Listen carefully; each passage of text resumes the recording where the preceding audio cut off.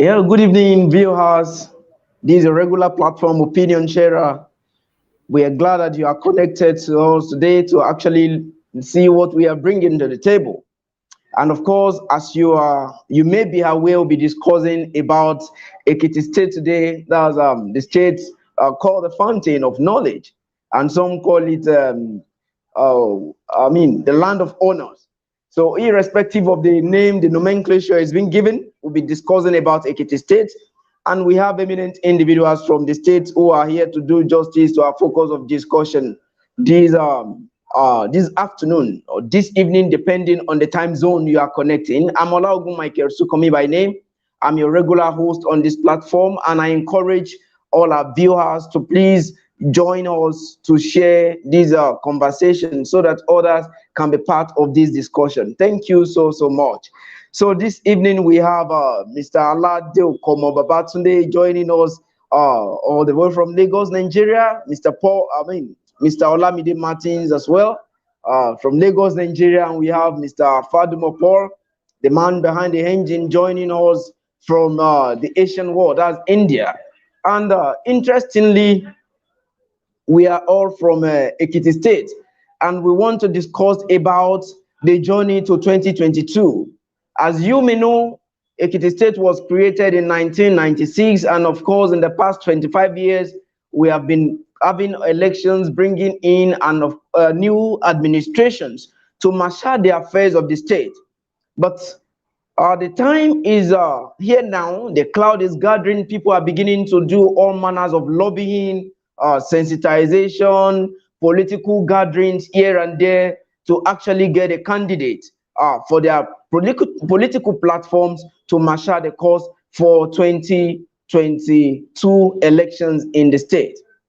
And it is very important that we know that INEC, that's the Independent National Electoral Commission, already fixed a date. That's June 18, 2022 for Ekiti State gubernatorial election. Funny enough, it is exactly a year from today. And it is very important that we all participate in this conversation because it is the future of our state and we all must be part of it. So we want to appreciate you for staying tuned once again. We want to set the ball rolling now. And my question is to all of us because we have been part of the state in the past 25 years. So some of us were babies then, we were very young. I want to start with Mr. Benga. What do you make of the journey of Ekiti State from 1996 till this day? Thank you. Thank you very much. Good afternoon, everyone, and all our listeners out there. I want to appreciate you for out of your schedule joining us on this discussion. Thank you, Mr. Michael, for the question. Well, to me, since the creation of the states, we've witnessed measure of development, looking at different indices of development in health, education, and other aspects of governance. Ekiti State, what of infrastructure development, road network, I can say, because even when I had to be out of the state for academics, at least I'm very much conversant with virtually every local government, every community in the Ekiti State, virtually all the communities, due to the kind of work we do. So I can say from the first governor, no, that's Governor Adeni Adebayo, to the last governor, there is not one governor that did not work on road infrastructure. All the governors, especially rural roads, and they are so important. So that's one of the aspects I can pick points specifically in terms of infrastructure development. What of the state capital? We know that the state capital is the head of anybody that comes to the state first want to come in.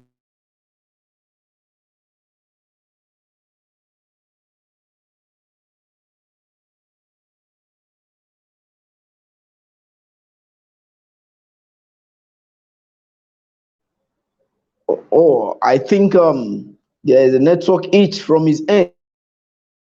him to join us again. I think let me go to Mr. Can you hear me? Martin. All right, please, you have the floor. Continue. Thank you. Okay. So, so looking at all these indices, I can say that it is developing. It's just that you know, we say it's geometric? No, I can say that. It's not a geometric development. The pace is so slow, but it's steady. I can say that it's quite steady. So that's just my opinion about looking back at our states. And for now, I mean, comparing the past with our present. Thank you.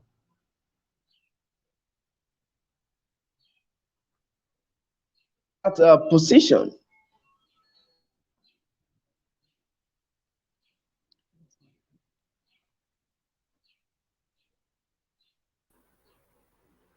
Michael, you are muted.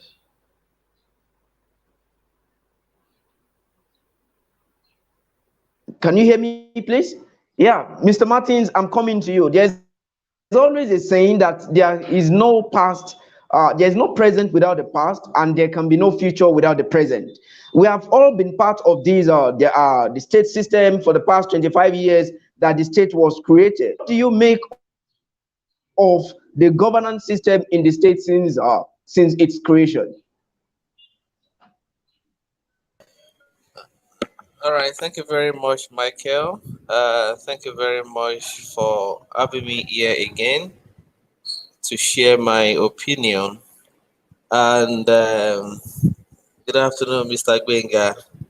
It's been a Good while. afternoon. Thank All you. right. Yeah. To attempt to address the question, I think is not going to be out of place to say that the state has enjoyed steady progress in form of politics, as far as people like us who have been watching with keen interest are concerned. We have not really have the best of politicking, but I can say quite well that since our creation in 1996 uh, up until now, we've had what is close to being called a balanced democratic process. Um, that, of course, will not rule out some incidences that characterize some tenures of governors, undue love for power and ability are demonstrated to, upturn public opinion and interest. But having said that, I think by and large, we've had a very good share of our home democracy, and the space is fair enough to accommodate interest of all. Fountain of knowledge, like you rightly said, is what we are. And I think to a large extent, that has reflected in the ability of residents of Ekiti State and even visitors of Ekiti State, to Ekiti State rather, to choose and to vie for political offices. So by and large, I think it's been fair, it's been good, and but we can do better.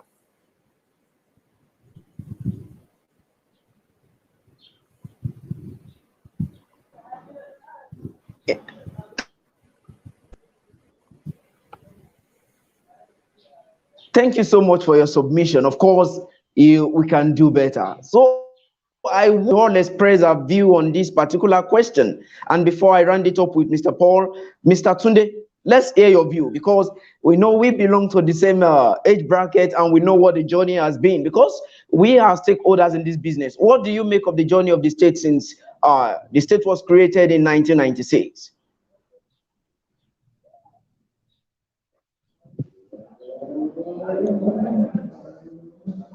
Mr. Tunde, you have the floor. Now, Tunde, since I Tunde think is he's having muted. network itch. Yeah, so Mr. Paul, please, I need your perception on that.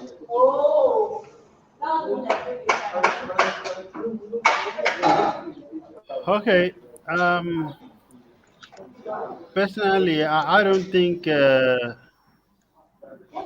am impressed. I am a critique by all standards, and Ekiti being so-called fountain of knowledge, I would say that I expect so much from a people who are supposedly known for knowledge. So I really haven't seen the impact or the implication of Ekiti being a fountain of knowledge. I think in many ways y- you've not really seen even politics. The politics has always been local, and the way it is played, I don't see knowledge reflecting in it. I see, in fact, in Ekiti, as at the last election, you see people sharing money. You see people, we saw people on live videos sharing rice, for votes. And when I was a young man in Ekiti, or a young boy in Ekiti, I remember they used to bring a bag of salt. All right, that's around close to 30 years or more. Yet we are still doing almost the same thing. Still, people are still sharing 1,000, 2,000. So now they've graduated from the level of sharing rice. I mean, from the level of sharing bag of salt. All this small island, they tie salt in it, and that's what they share. And people voted based on that. So, and today people are sharing rice. They are sharing 1,000, 2,000, or maybe they've graduated to 5,000. So I haven't really seen that improvement or the impact or implication of knowledge in this wise. So, you accept my position as a critique.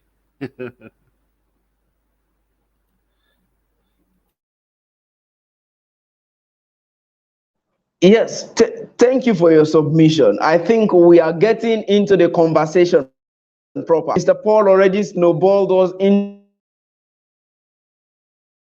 what one of the things we want to talk about. I am an Ekiti person and I've been to places, I've had people say all manners of things.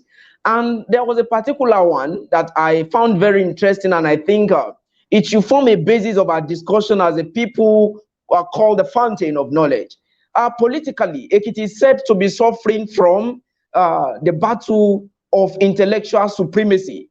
And as you may, if you we agree with me, I think there has been reports that we have people elites across family lines in Ekiti State.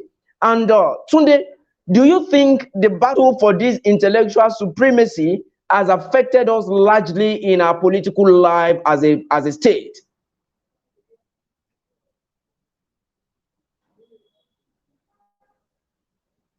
Tunde, are you there with me? Oh, I think he's having network problem. Let me come back to Mr. Martins. If you heard what I said clearly, Ekiti State, they said we are suffering from the battle of intellectual supremacy, and these are politically since creation. Do you agree with that position, sir?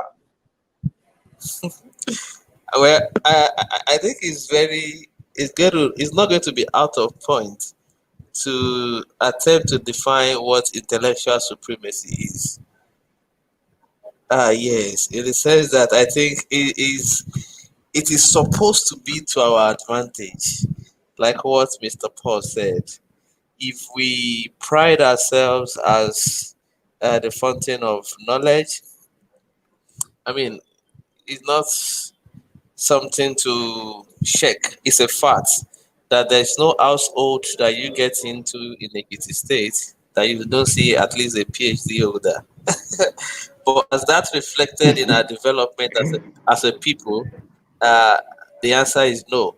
Well, to say that we are suffering from intellectual supremacy, I don't entirely want to agree with that. What I would rather say is that we are seriously having issues with harmonization of ideas, and of course coming up with a clear position as to what to adopt to define our development. So I mean, the beauty of development is to have divergent opinions. Uh, of course, where decisions will be made on superiority argument. So, I mean, a system that is rubber stamped is not a system at all. A system where you have a group of people taking decisions for the entire others is not something we can be proud of. So for me, I would rather say that what we lack in that state is, being able to accommodate divergent opinions, weighing them on the scale of importance, and adopting that which would define our development as a people. I think that is what should be our concern. Yes, do we have professors everywhere? Yes, but have those knowledge, been able to translate into our development? The answer is no. But we are better off because now we have resources human resources that we can tap into. But there's still, I perceive that your question will still be directed to why some of these advanced intellectuals are not, interested in occupying political position or spaces in Ekiti State. We have a situation before us where people who are well taught, who are well schooled, who have the knowledge, leave political space for those who are not. Until recently, anyway, maybe when Fayemi now came on board, but we have people who have distanced themselves as well as their intellectual from politics, and this has really affected us as a nation. I mean, as a state. So the question is not about us having a clash of intellectual supremacy. The question is about us, coming up with a model that will best define us as a state, and that will give us what I call homegrown development or indigenous approach, to lifting ourselves off the poverty hook. So that's just my position. Thank you. Yeah. Thank you so much. That was a great submission. And I would love to come to Mr. Gbenga. You have been part of the system, and when I mean the system now, in terms of grassroots advocacy, in terms of sensitization of voters to get involved in the electoral process. Now, over the last 25 years, perhaps let me say the last 10 years, what do you think has been of the strong interest of people in choosing their political leaders, particularly the governance course of the state? Thank you. Thank you very much. I'll just let me just allow this discussion to snowball from where Mr. Manson's ended, and relate it to the question you ask. Well, we pride ourselves in center of knowledge, intellectualism, and things like that. But I tell you, that's not the reality in the States. I must tell you, and I have my facts and figures. We have great minds, intellectuals, but how many of them are domiciled in the States? That's the question we should ask ourselves. That many of them are domiciled. And the crop of youth that we now have in all those, let's find out what we keep them, apart from Ado, Ikere, Ikole, maybe, I don't know, I think those 3 towns. Tell me what we keep a youth, a young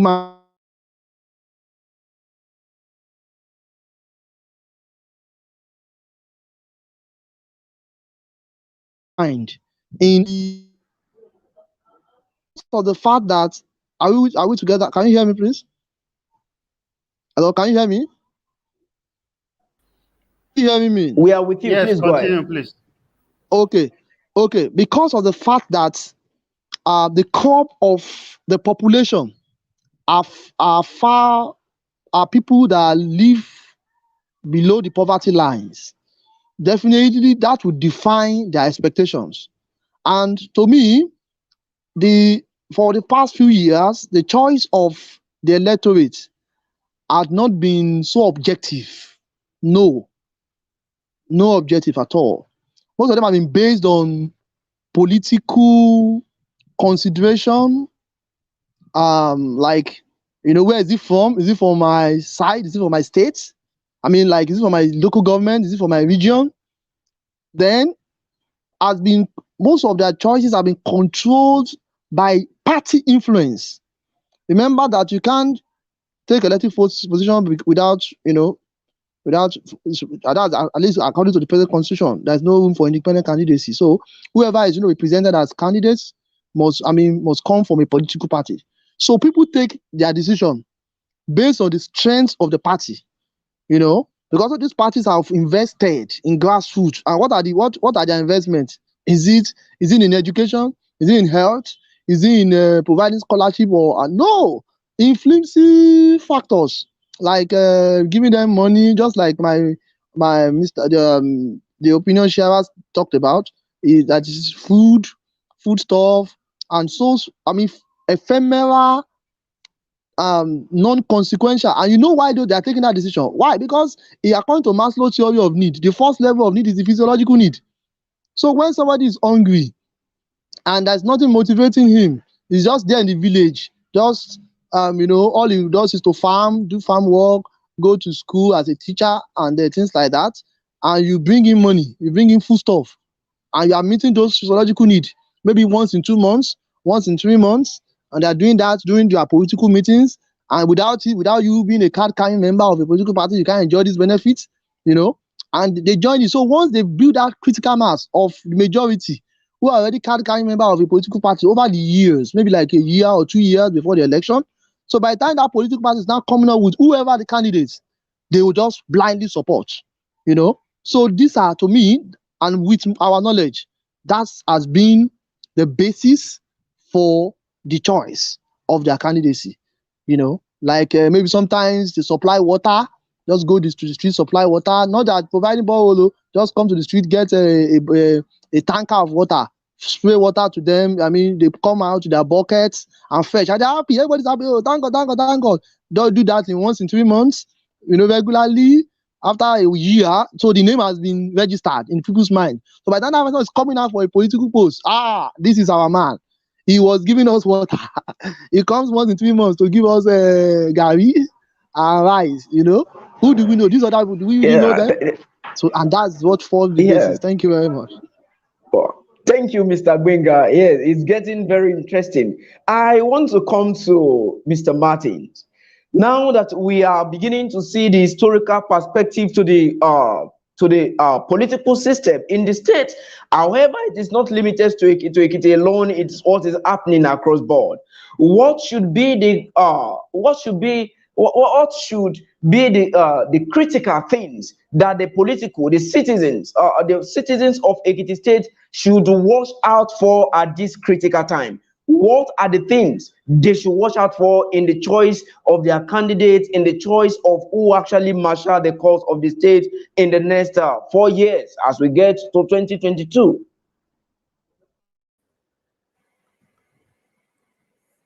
All right. Thank you very much, Michael. I think it's going to be good to lay this foundation that as a state up until now, I don't know what is happening at the moment because I'm out of for now, but I can confirm that we don't have a development plan as a state.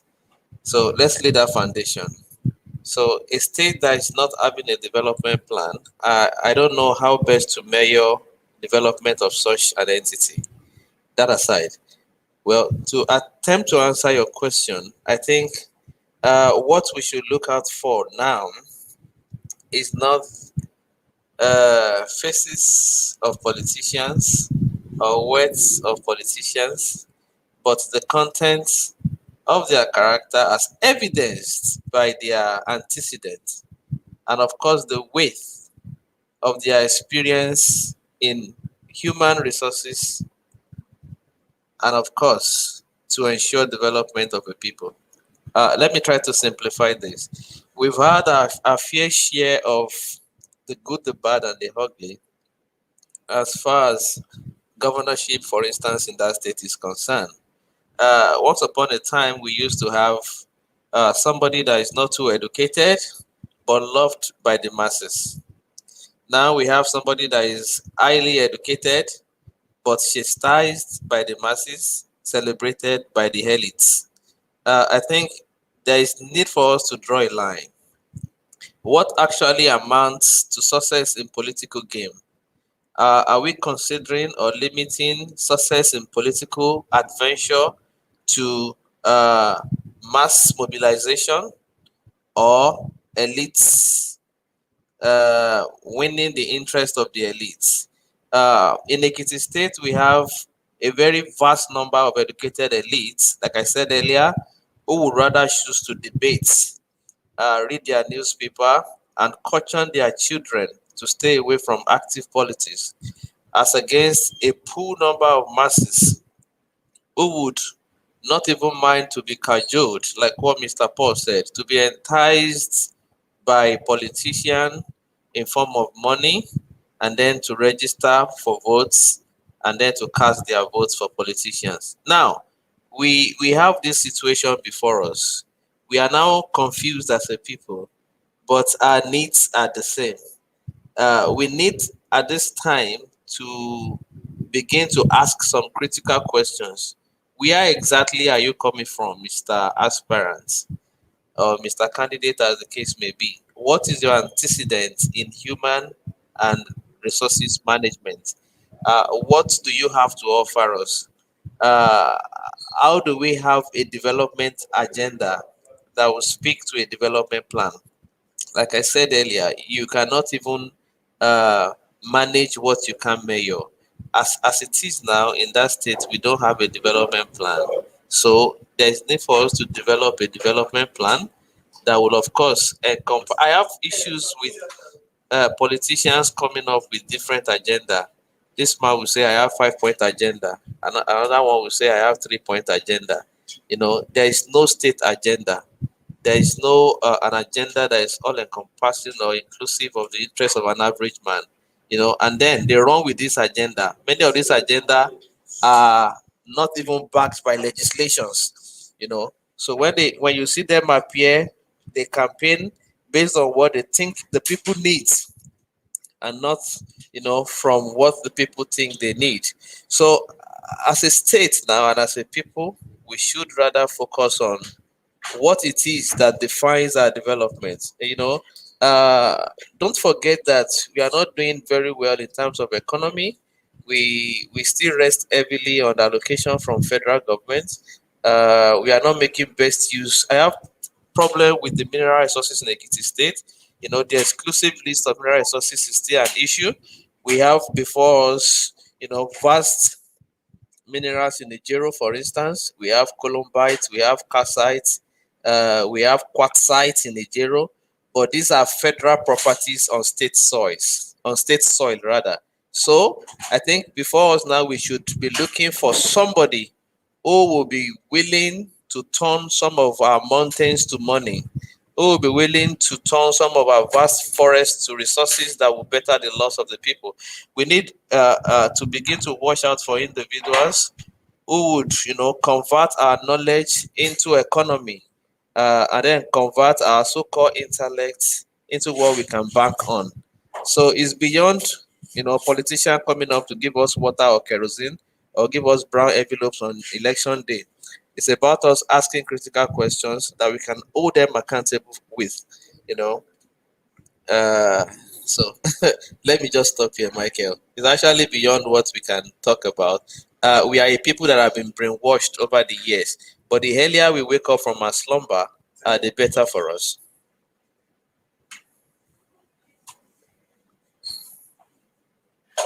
Well, thank you, Mr. Martin, for that submission. Now, I'm coming to Mr. Paul. I know we have had series of conversations around the politics in Ekiti State and the way the people see things. And you have a dimension of thought different from sharing water, sharing whatever to the populace as a campaign bait. Let me use it. Let me use that language. Now, clouds are gathering, people are gathering, momentums are gathering.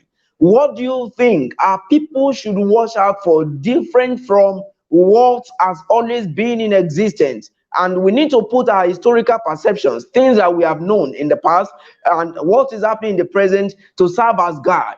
As guide for our people. What do you think should be done? Or what do you think our people should expect?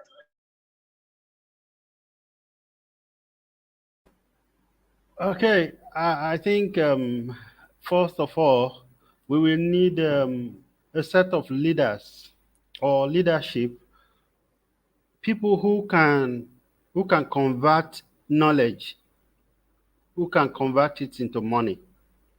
Because the kind of education that we have generally in Nigeria is the kind of an education that is not monetizable, if there's any adjective like that. So Ekiti needs to find a way to be able to convert our knowledge to money, because I think Ekiti remains one of the poorest states in Nigeria. You know, I don't have figures to back that, but it's my opinion, and I think it might be correct. So, but you know, I think we've not been able to raise leaders who can think out of the box. Like Mr. Martin said earlier, that we've been having leaders in the last 25 years who cares only to go to Abuja cap in hand, you know, to go beg for money every month. And what they do with it is perhaps pay salary. That's all. You know, I learned recently that they built an overhead bridge was built in Ado, and I was wondering how many cars do we even have in Ekiti that you need an overhead bridge? You know, these are some of the things, and I think it's because there are no. And Mr. Martin was talking about the fact that we had one who was not so educated. Really, I think education is beyond certificates. We are PhD holders who are only on paper. We are graduates who are only on paper, many unemployable. Not even that they can't find employment, but they are really unemployable, or they cannot deliver what their certificate says they should offer, or they should be able to deliver. You know, I love the fact that he mentioned the fact that we have a steady. He said we have a slow but steady development or steady growth. You know, it gave me something to think about, because I was wondering, where is it? You know, like all these mineral resources that you talked about, I am expecting that Ekiti is generally a green land. You know, it's generally a green land. We have mountains. We have a lot of things. In fact, I jokingly said to some of my friends some years ago that if I become, for instance, if I am interested in politics and I get to become a governor in Ekiti, I said two things I will do. Number one is to convert all our shrines, all the shrines that all the mosque and the Christian religion have killed. I will reopen them and convert them to tourism centers. That's number one. Number two is that I will bid on education and make sure that Ekiti State becomes the place of choice for everybody around Nigeria to come and study. It's relatively peaceful, all right? It's relatively has a good weather. So what you need to do is to build an environment that can attract universities to come and establish university. As soon as any village in Ekiti State where you put a university, the business in that environment becomes, it becomes a business center for everybody. People that sells for water, people that sells food, people that sells book, all manners of things begins to spring up. Because really, the natural resources that we're talking about, they belong to the government, the federal government. And until you open up maybe change the constitution, or maybe amend it as they've been doing all these years, which I don't see that coming, nothing is going to change, because we remain a poor people. And I don't even think, I think the education of Nigeria, the way it is, it has affected everybody, not just in Ekiti. It's just that I don't know how we came about the fountain of knowledge. You know, it's good, okay. It's good though. Anyway, thank you so much. If you are just joining the conversation, this is Opinion Sharer, where we discuss issues that has to do with our well-being. So I'm encouraging that you share this conversation as we discuss about Ekiti State and the journey to 2022. This conversation is becoming very interesting, and I can see that we all have divergent but very interesting view. And to Mr. Benga, now there is a section of the state agitating that, and let me say it is a political weapon that is being used at the moment, that Ekiti South have not been privileged to actually produce governors since the state's creation in 1996. And we saw that in the previous election that this issue emanated, and it is repeating itself again, and political gladiators are banking on this to sell their candidates to the people. should this issue of should I say regional consideration, geopolitical, senatorial consideration be a factor as we journey to 2022, or it should be jettisoned? Yeah, to me, I would definitely say, looking at that consideration should not be absolute, but it's a factor to consider. In Nigeria, the South is agitating that over the years they are not considered in aspect of governance. So why are we just trying to turn a blind eyes to that in the state? So I'm not from South, and but if I have to be objective, that fact remains that South had never produced a governor, and it's not. We're talking about one of the elements of political development is inclusion. So all Ekiti states naturally we know it's a state of all, but it's naturally divided into senatorial districts, the three senatorial districts, and other districts have produced candidates who were elected to be governors. So are we saying that part of the senatorial districts cannot produce a credible candidate that will have content, character, and capacity to deliver as regards transforming the Ekiti state to the dream the Ekiti of our dreams? And it's capital no, such person will be found. Though the problem still boils down to the same thing, personality of the candidates, who is going to be presented at the end of the day. So that's why I don't want to put that as my number one.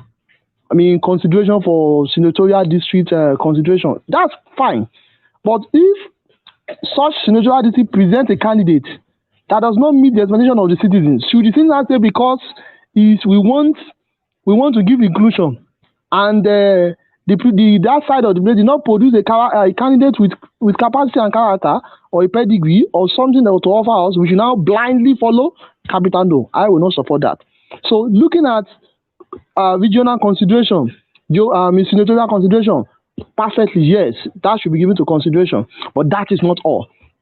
That's not all. That's just a factor, a point to consider. Other variables needs to be put in place on who actually emerged from that part of the senatorial district as a candidate. Don't forget that there's politics different from development. Most of us are development workers. As development workers, we do what we call either in gender, we do what we call positive bias. So, and the constitution allows political parties to take decisions on who emerges as their candidate. So that in development, we can say, why not say, let's have a political bias and say all the parties that's presenting candidates, let's give a room for that region of the state to present candidates. That would have been good. But I'm telling you, that cannot happen in the present Nigeria that we operate. It can't happen because you don't have a control on what happens within the political system, political party system. So, but for me, I'm advocating for that, and it will be good if the political parties can look inward and even look outward, within that region, either locally or even in diaspora, people who have character, who have pedigree, who have capacity, who can, just like the previous speaker, I don't want to repeat what they've said, turn.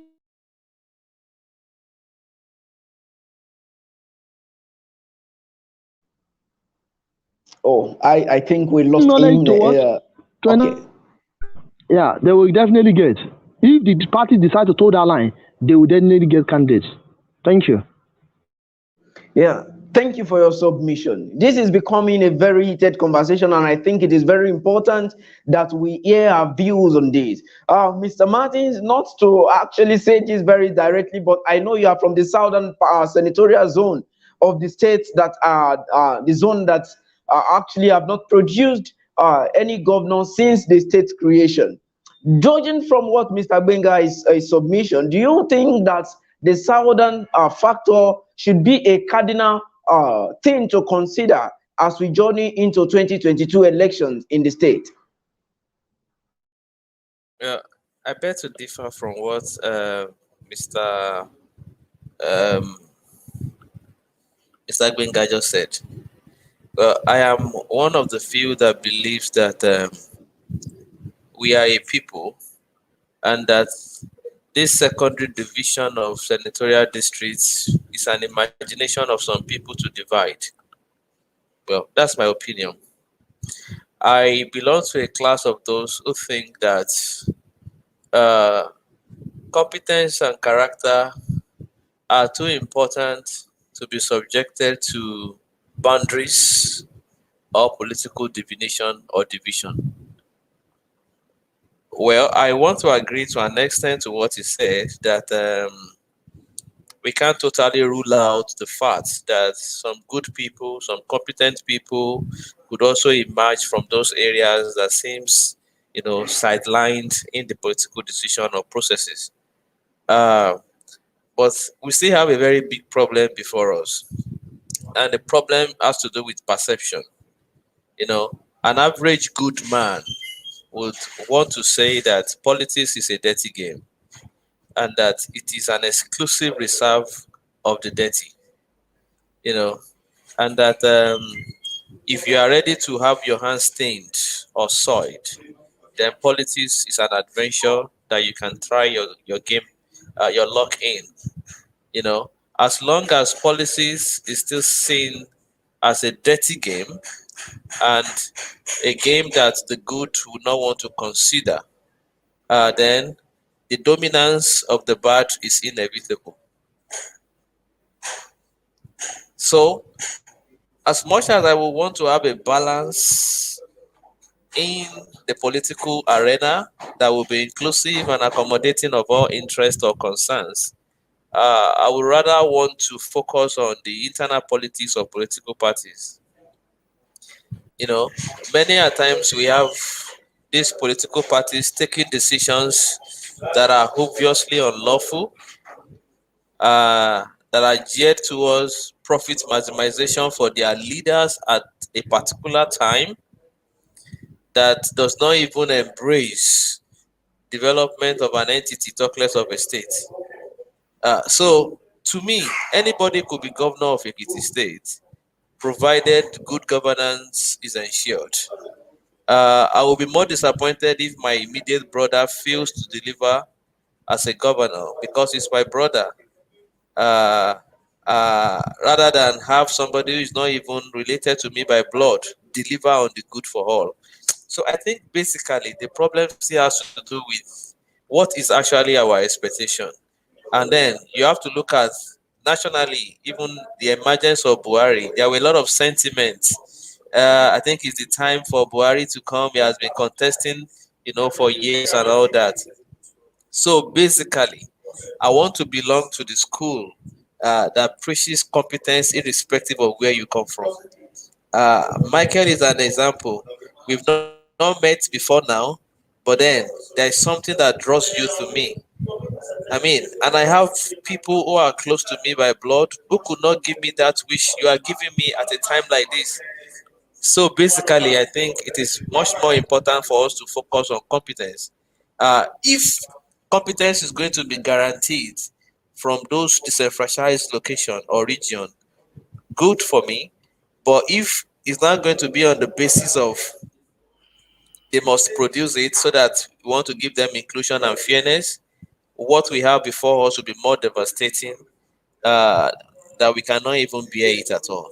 So that is just, it might not be a popular opinion and might not be democratic, but that is just my view. And I think that should be the basis if our development should be defined. Thank you so much for your submission. Yeah, thank you so much. And let me say this: I was in the States for about 6 months, doing some stops, and something bewildered my mind about what the young population of Ekiti State they are fast becoming. Of course, I am one of them, but the fact that I'm not within the state is only a factor making the difference. Our young population are fast growing into out of the knowledge zone, going into all to Okada riders, becoming Okada riders, and whole lot of things. And of course, even the crime rate in the state is increasing gradually, as we are seeing on the on the national dailies. Now, Mr. Paul, you used to be part of the system before you actually left us in this part of the world. And we are looking at a system whereby people can look up onto their leaders. Whoever is coming to actually saying, I want to become the governor. We are looking at a system whereby our people should be courageous enough to actually make certain demands. Where if you come to my village to actually campaign, my people should be able to look to your eyes and tell you, can you sign this pact for us if you expect us to vote for you? What do you think should be the critical demand? What should be the demand of this young population that has been largely affected by maladministration? Though not, it's a more like an historical trend. What do you think should be the critical demands of people at a time like this? Okay, thank you, Michael. Yeah, I think what people should demand would be subjective, but I think I'd like to talk about why people are being getting what they get, or the reason why we have become what we have become. I think we have been a people that is surviving. Okay, so when you are at the level, the evolution of human being, when human beings are at the level of survival, they will do anything to survive. And I think that's what's playing out in the life of an average Ekiti person, especially the young people who I learned. I think it was you that posted something on Facebook a couple of weeks ago, and people said the only people that are making money in Ekiti now are civil servants and the Okada riders, maybe in major cities like Ado. And you now understand that the people are poor. And so when you are poor, the only thing that matters is food, survival, basic. On the development chain, people that are making demands, they are people who already have, they've already grown beyond the level of just basic needs. All right. So, but because we are perpetually operating at the level of basic needs, it's almost impossible for you to expect such people.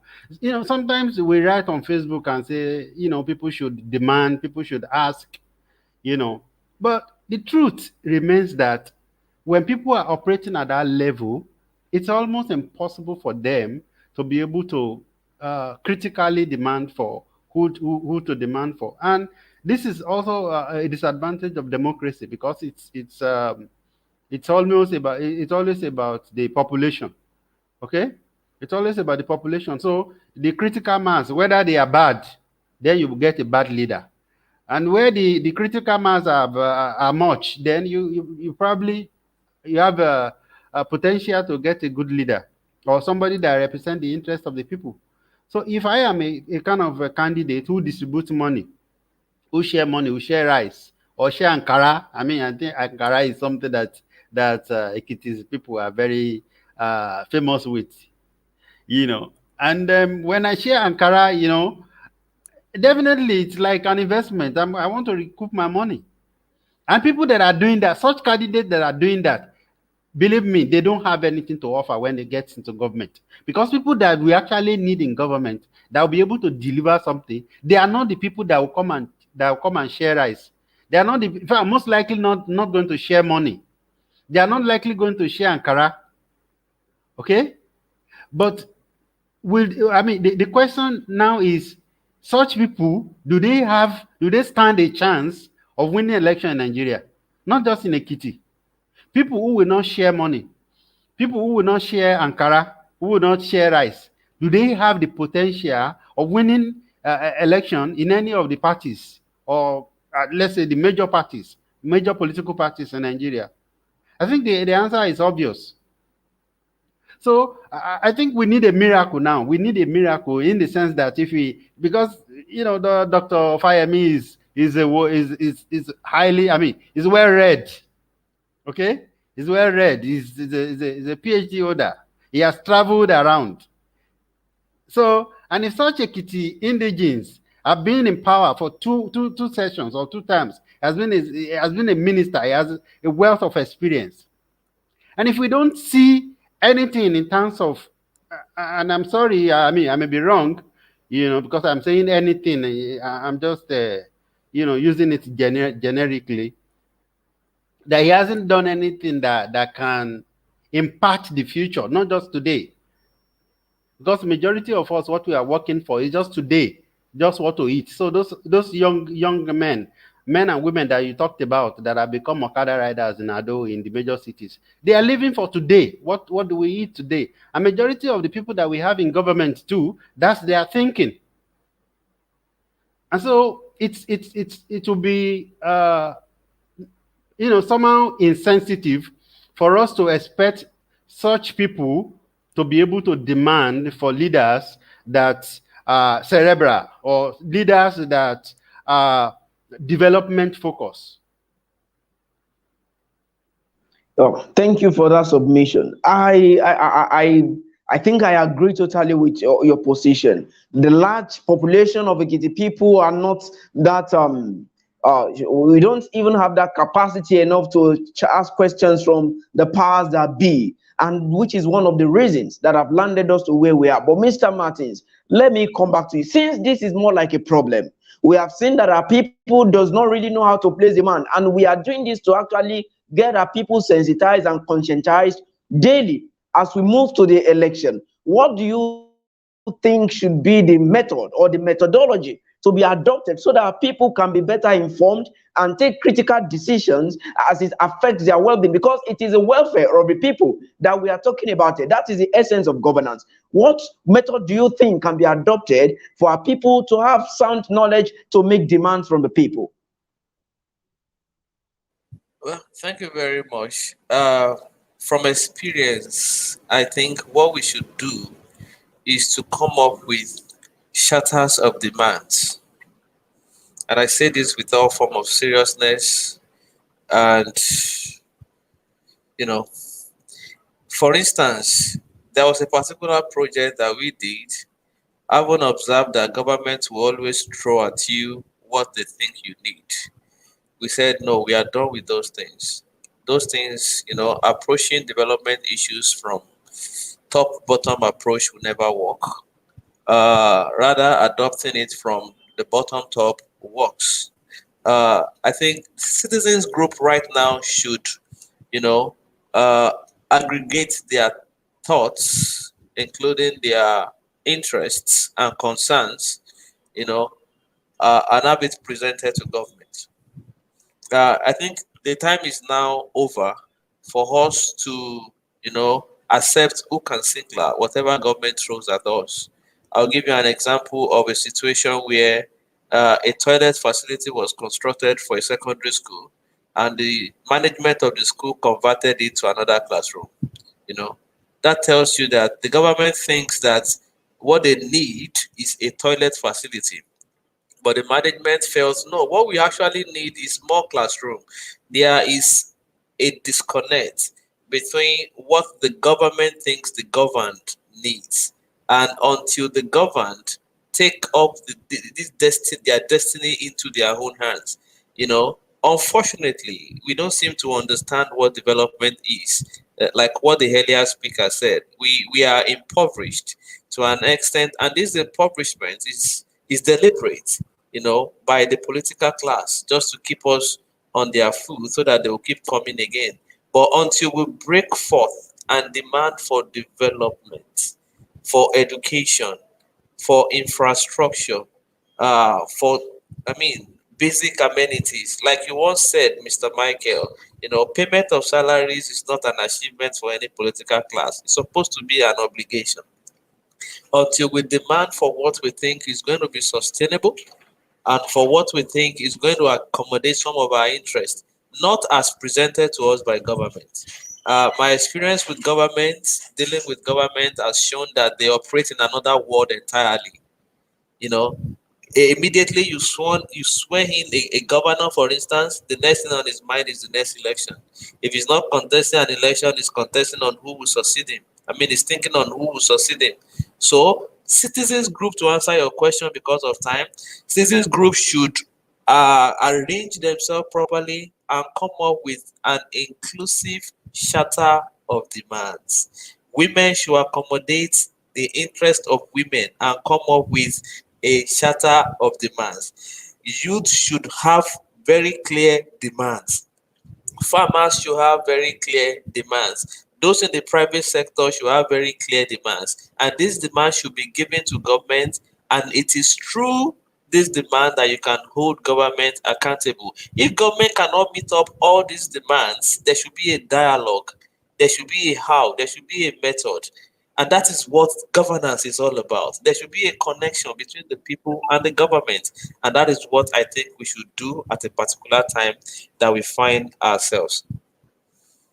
Yeah, thank you for that submission. I am very sure that Mr. Benga will want to share his thoughts on that because, as someone who is involved in development, I am sure you must have observed a lot of things that has to do. That serves as challenges for us in the state. Different issues, different challenges here and there. How do you think we can conscientize our people to be able to look into all these aspirants, gladiators that will be coming on board to make critical demand at this particular time? Oh, thank you very much. The truth is that the time has come for us to, if we keep doing the same thing and we want a different result, then we are fools. We've been living like a fool. That's the truth. And the political class understands that. And they will keep continuing with that trend. But we can change the narrative. How? To me, it's just painful that we are also, it's not, you can hardly see a young person that is apolitical, that is, he does not have a political interest. So, political interest also comes into play, rather than being objectives. Because some of these things we say, they are perfect. That's the ideal thing. But what happens is that is more of academics than reality. The reality on ground in the state is that most young people are being recruited under party lines, and they most times stick to party agenda. But that has not worked for us. So can we start holding government accountable? Can we start from the present government? We said that the truth is this: all this that Mr. Matt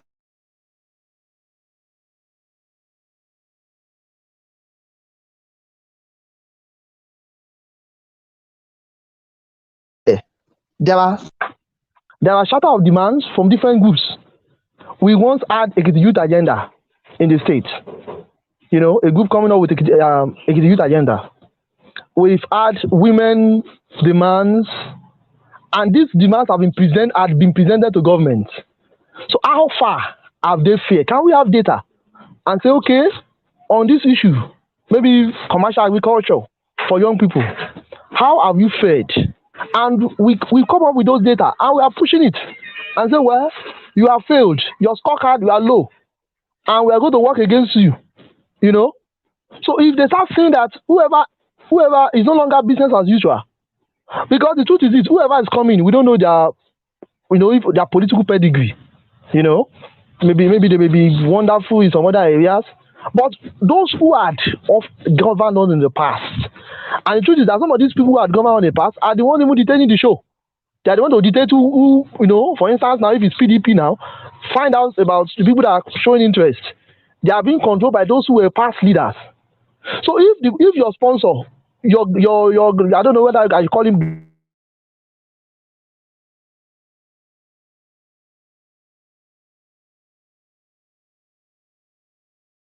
in the past, and you are coming to tell us stories that you are going to be different, why should we take you serious? then you know that it's not business as usual. You know, if the present government, we are now saying, well, on youth development, on agriculture, on healthcare, on education, these are your scorecards. These are how you have fared so far. And based on this, we are taking a decision, a position. And we are coming up with data, facts, and we are pushing it on social media. It's easy. I mean, we know that, well, the majority are, trying to struggle to meet the physiological daily needs.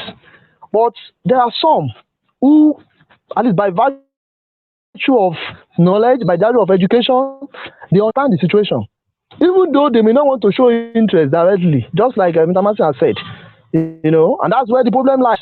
We will do all this noise, we make all this noise, but let's come to election days now. How many of them comes out? How many of them? But let's look at the majority of the women who comes out to vote, that comes out to vote on election day. Can't we start that narratives? It's a year time. Can we have those data and start pushing it? We're not supporting any political party, we're not supporting candidates, but we're pushing our facts about the failure of our past leaders, that this must not continue. So when you are taking your decision, don't consider the 5,000 you are going to get. Don't consider the food you are going to be given or what they have been giving you that will stop after the election day. On the day the winner is declared, that trend stops. It stops immediately. Or even maybe after casting your vote, that they should assure that the money has worked for you. They look elsewhere. They don't even see you again. So we start making this noise from now, so that as parties begin to come out with their candidates, even the parties will start thinking that it's no longer just bringing up anybody. The citizens will fail. Our money will not work for us. So we should start making the noise now, pushing it, and it may be capital intensive, but not everything is capital intensive. Some of us have the structures. We hold community meetings. But some of these we just attend the meetings. Even we just go there, tell them stories. Do we have facts? Do we have figures to tell them that so far this is what the government said they would do in these areas?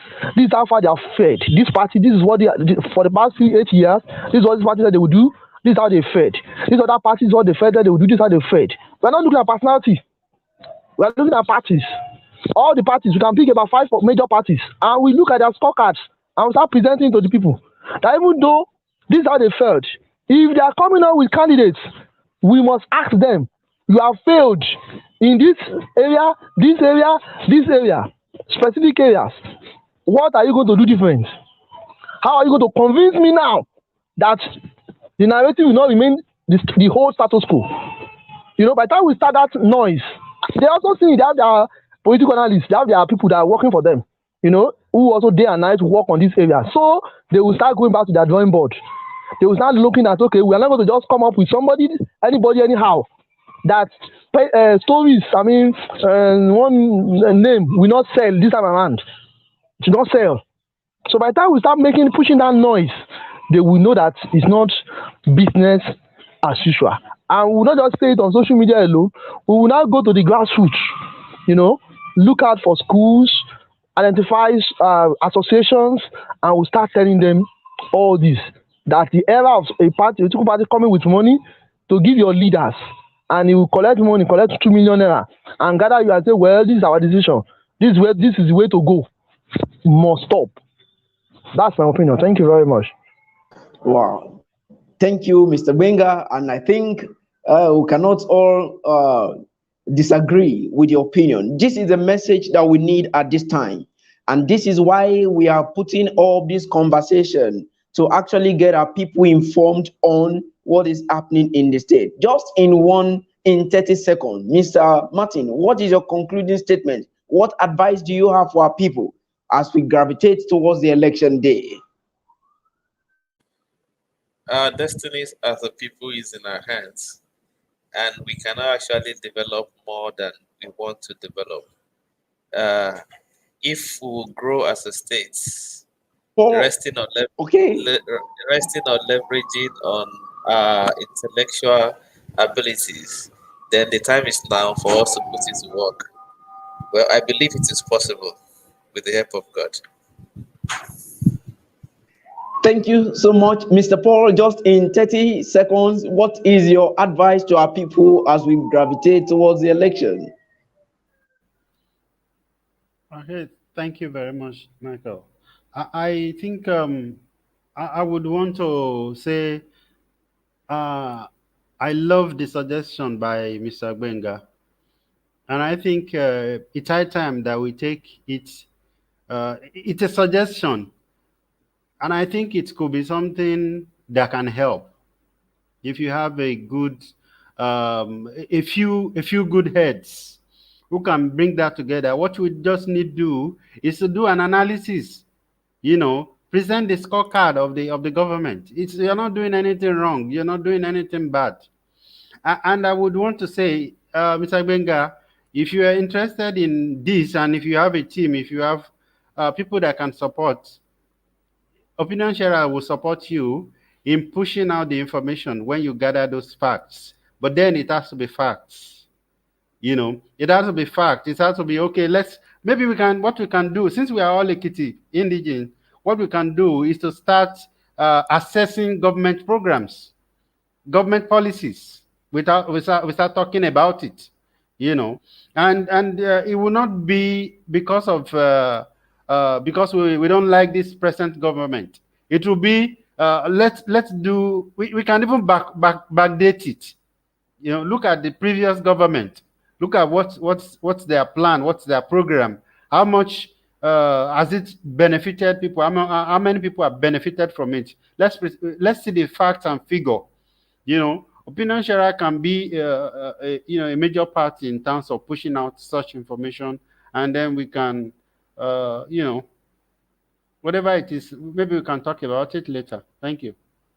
But that's a brilliant suggestion.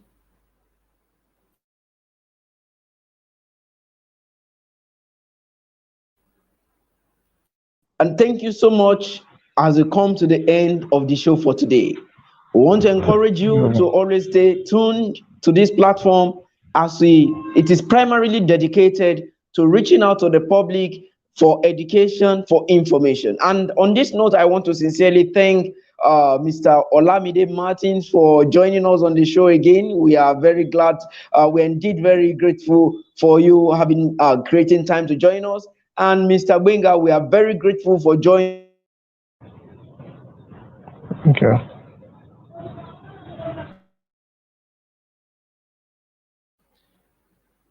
Okay, Michael, I think Nigeria is happening to Michael at the moment. So, anyway, thank you very much, guys. We are happy to host you again anytime there's such opportunity.